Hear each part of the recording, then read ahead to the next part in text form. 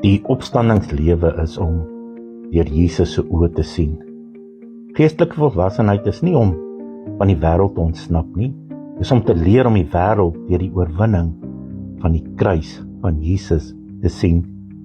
Onthou, die natuurlike mens sien net probleme, vrees en beperkings, maar die geesgevulde mens sê, ek kyk van bo af. Kolossense 3 van vers 1 en 2 sê, soek die dinge wat daar bo is. Met ander woorde, bedink dit wat daar bo is en nie wat op die aarde is nie. Ware geloof ontken nie probleme nie, dit ontken net hulle mag oor ons as gelowiges. Jy sê byvoorbeeld nie, daar's geen siekte nie. Jy sê en glo, deur Jesus se wonde is ek genees.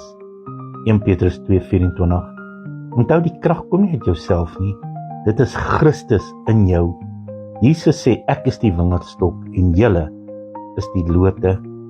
Wanneer vrees praat, bly jy stil en rus in hom. Christus in jou is die hoop van heerlikheid. Onthou, jy leef nie meer volgens die vlees nie. Jy leef nou as 'n nuwe skepping.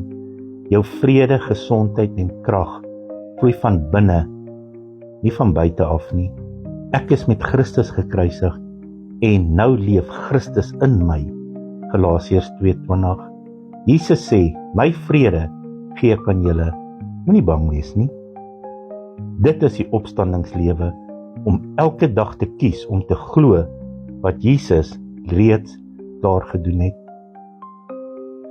Onthou, leef uit oorwinning, nie vir oorwinning nie. Here, leer my asseblief om deur u oë te kan sien. Wanneer vrees praat, dat u liefde antwoord. Wanneer tekort wys, herinner my dat u vir my genoeg is.